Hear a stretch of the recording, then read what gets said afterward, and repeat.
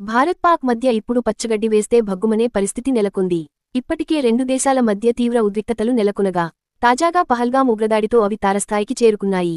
ఇప్పటికే పాకిస్తాన్పై అనేక ఆంక్షలు విధించిన భారత్ బుధవారం కేబినెట్ కమిటీ ఆన్ సెక్యూరిటీ సమావేశమై 5 కీలక నిర్ణయాలు తీసుకుంది.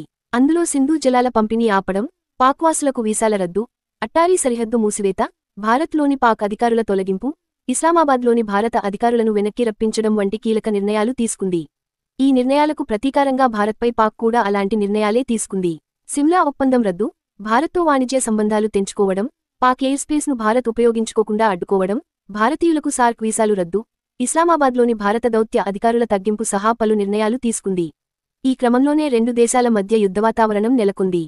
భారత్తో పోల్చుకుంటే పాకిస్తాన్ జనాభా పరంగా, సైనిక పరంగా, ఆయుధాల పరంగా, ఆర్థిక పరంగా, రాజకీయ పరంగా, అంతర్జాతీయ సహకారం పరంగా అన్ని రంగాల్లో వెనుకబడే ఉంది.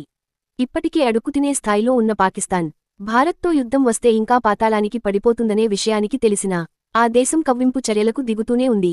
విదేశీ మారక నిల్వలు పూర్తిగా అడుగంటిపోయి రోజు గడవాలంటే విదేశాలు, విదేశీ సంస్థలు, అంతర్జాతీయ సంస్థల వద్ద చేతులు చాచి అడుక్కుంటోంది. పాక్ ఆర్థిక వ్యవస్థ తీవ్ర పతనావస్థలో ఉంది. మరోవైపు అంతర్గతంగా పాక్లో అనేక రాజకీయ, వేర్పాటువాద సవాళ్లు ఉన్నాయి. ప్రభుత్వం, సైన్యం మధ్య కూడా సఖ్యత లేదు. ఒకవైపు ప్రత్యేక దేశం కోసం ఎప్పటినుంచో డిమాండ్ చేస్తున్న బలూచిస్తాన్ ఇటీవలి కాలంలో పాక్కు పెద్ద తలనొప్పిగా మారింది. ఇలాంటి సమయంలో భారత్తో యుద్ధం అంటే పాకిస్తాన్ ఇంకా నష్టపోవాల్సిన పరిస్థితే ఉంటుంది.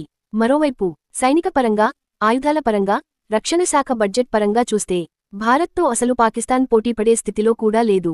భారత్ వద్ద 14 లక్షల మంది సైనికులు ఉండగా పాకిస్తాన్ వద్ద కేవలం 6.5 లక్షల మంది సైన్యం మాత్రమే ఉంది.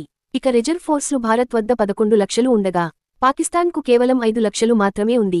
2024లో భారత రక్షణ బడ్జెట్ $81 బిలియన్ కాగా పాకిస్తాన్ రక్షణ బడ్జెట్ $11 బిలియన్ మాత్రమే కేటాయించారు.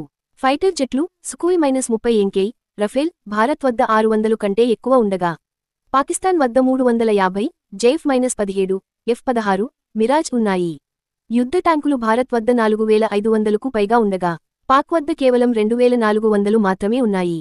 నౌకాశక్తిలో భారత్ వద్ద 1 ఎయిర్క్రాఫ్ట్ క్యారియర్, డిస్ట్రాయర్స్, సబ్మెరైన్లు ఉన్నాయి. కానీ పాకిస్తాన్ వద్ద నౌకాశక్తి పరిమిత సంఖ్యలోనే ఉంది. ఇక న్యూక్లియర్ ఆయుధాలు భారత్ వద్ద 160 నుంచి 170 ఉన్నట్లు అంచనా ఉండగా అదే పాకిస్తాన్ వద్ద 160 నుంచి 165 అణ్వాయుధాలు ఉన్నట్లు అంచనా ఉంది. ఈ ఒక్క అణ్వాయుధాల విషయంలో మాత్రం భారత్ను ఢీకొట్టే సత్తా పాకిస్తాన్కు కనిపిస్తోంది. మిస్సైల్ శక్తిలో భారత్ వద్ద అగ్ని, బ్రహ్మోస్ వంటి అగ్రశ్రేణి బాలిస్టిక్ క్షిపణులు, క్రూయిజ్ మిస్సైళ్లు ఉన్నాయి. అదే పాక్ వద్ద షాహీన్, గౌరీ, బాబూర్ మిస్సైళ్లు ఉన్నాయి.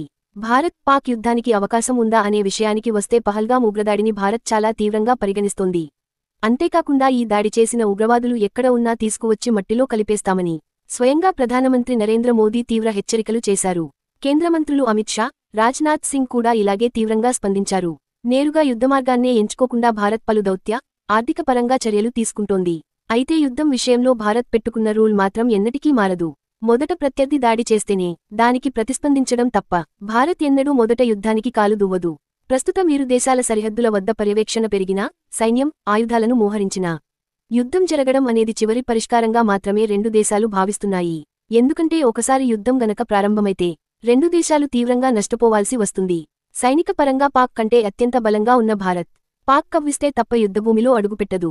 అయితే పాక్ వద్ద అణ్వాయుధాలు భారీగా ఉండటం తీవ్ర ఆందోళన కలిగిస్తోంది.